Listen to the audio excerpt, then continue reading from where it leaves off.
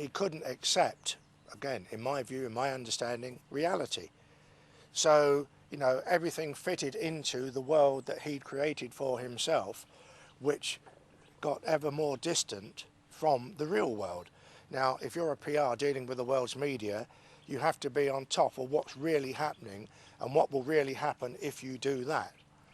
And I learned a long, long time ago, there's no point in working with or working for people that, you know, aren't prepared to listen and be advised and don't have a grasp of reality.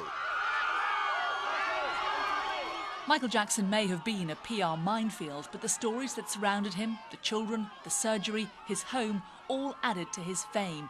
And for some, they provided the reason why he was so unique. Michael's life was in three parts: Jackson 5, solo career, Wacko Jacko. A lot of people in the general citizenry got interested in him because of the Wacko Jacko phase. Who wouldn't be interested in a guy who allegedly takes a bath in Perrier or does any of these other things? And it was a story that kept you on the edge of your seat time after time, especially when there was a trial.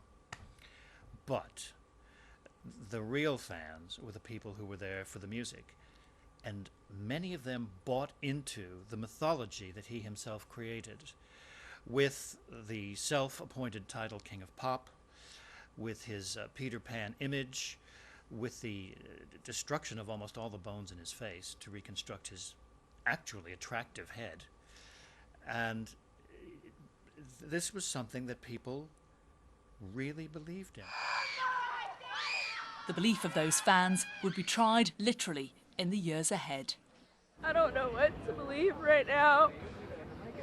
I heard he had a heart attack. I heard they brought him back. I heard they couldn't revive him. I don't know who to believe or who to trust right now. You know, I watched Michael Jackson as a kid, so I think of him as like immortal in some way.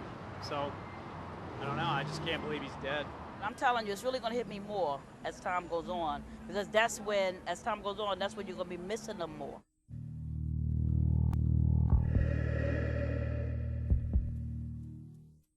I think he probably meant a lot to the generation of people that are largely here. A lot of us grew up listening to Michael Jackson, so probably quite a great deal. I think because he's always been around, you always think he's always going to be around.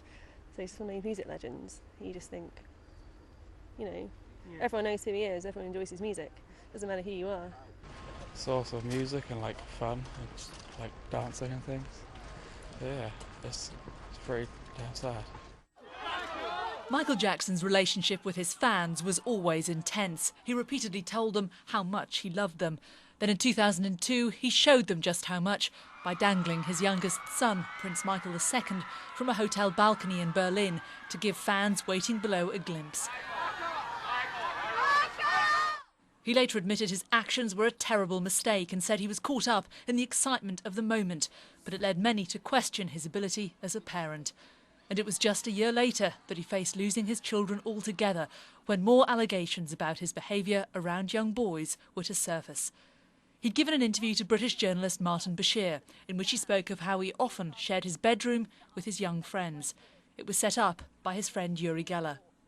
I feel very guilty today, very guilty, that I introduced Martin Bashir to Michael Jackson. It was a devastating mistake. But it wasn't in my hands. All I did, Martin Bashir sat right here on this sofa telling me how he loved Michael Jackson and how he wanted to do this amazing documentary. He even pulled out a letter from Princess Diana. That is Martin Bashir showing to me how she thanked him. And you know what? I fell for it. And I took Martin Bashir to the hotel and I introduced Martin Bashir to Michael Jackson and I left. That was it. I didn't control, I didn't negotiate, nothing. And you know, Michael Jackson, in his naiveness, believing me that Martin was okay to do the documentary with, signed, I guess, his life away without calling his agents or his PR people or his, I don't know, his image makers. And then the infamous documentary happened. That was totally out of anyone's control, and Michael said what he said. And that started the spiral downwards. And of course, listen, I don't blame Michael Jackson for being angry at me, because of that introduction. Bashir filmed Michael Jackson holding hands with a 12-year-old boy called Gavin Arviso, another boy he was spending time with away from his parents. It led to Jackson being charged with 7 counts of child abuse in a trial that transfixed the public. Ever the showman, Jackson delighted his fans at his arraignment with this impromptu performance. But by the time the trial got underway proper, the gravity of the situation appeared to have hit him. It was to be his toughest appearance on the world stage. Inside the court, he listened as a young boy he'd befriended told the world how far that friendship had gone. Sky ran a nightly reconstruction of events inside the court. This was what Gavin Arviso said happened. The first time he touched you, where were you? What room? We were in his room. Where were you in his room? On the bed. Was there anybody else present beside you and Mr. Jackson? No, I think it was only us. Now, you told the ladies and gentlemen of the jury that on many occasions that you and your brother and Mr. Jackson shared a bed in his bedroom, correct? Yes. On this particular occasion, had your brother Starr been with you and Mr. Jackson in bed before that? Before this? Objection, leading.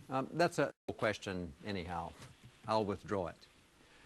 Was there a period of time where your brother Starr stopped sleeping with you and Mr. Jackson? Objection, leading. Overruled. The answer was yes. And was it before or after the time that Mr. Jackson touched you for the first time? When my brother stopped? Yeah.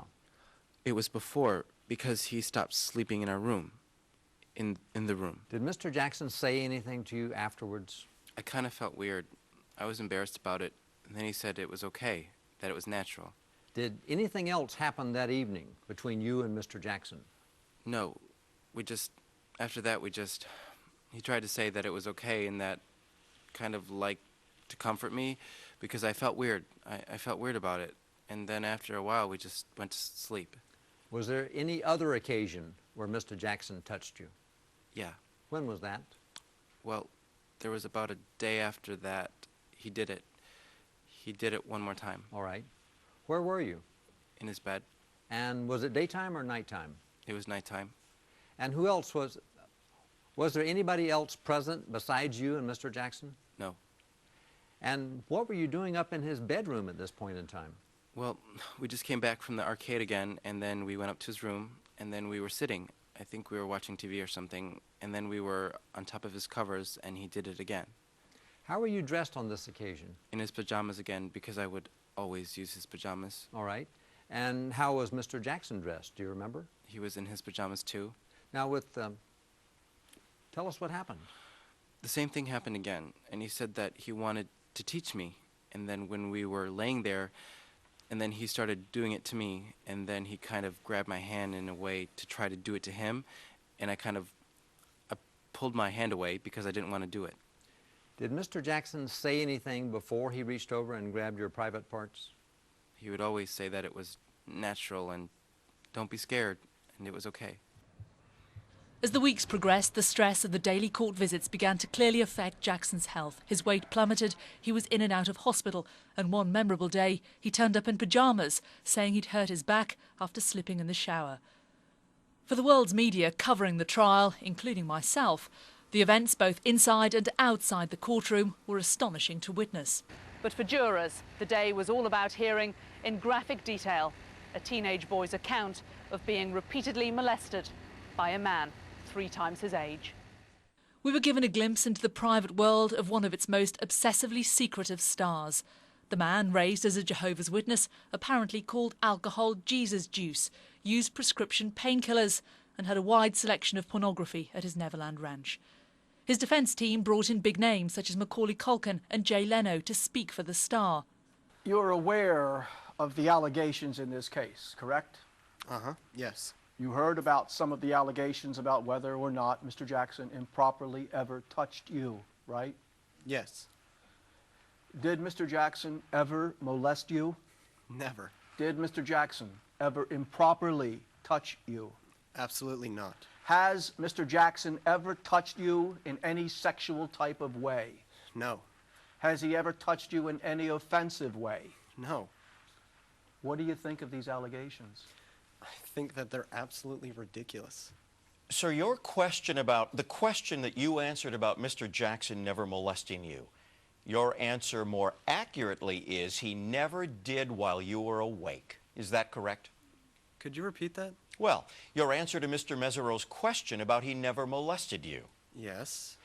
Your answer more accurately is he never molested you, to your knowledge, while you were awake.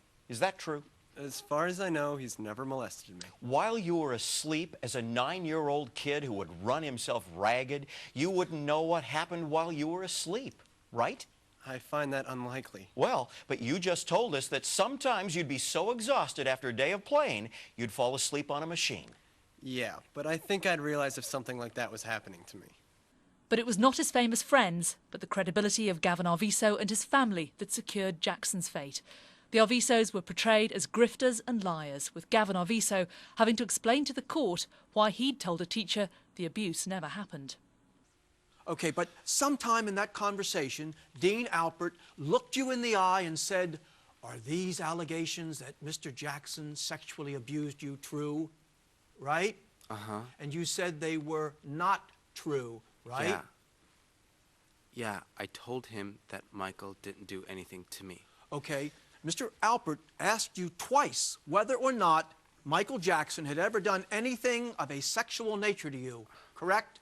I don't know if he asked me twice. Well, the first time he asked you, you shook your head no, right?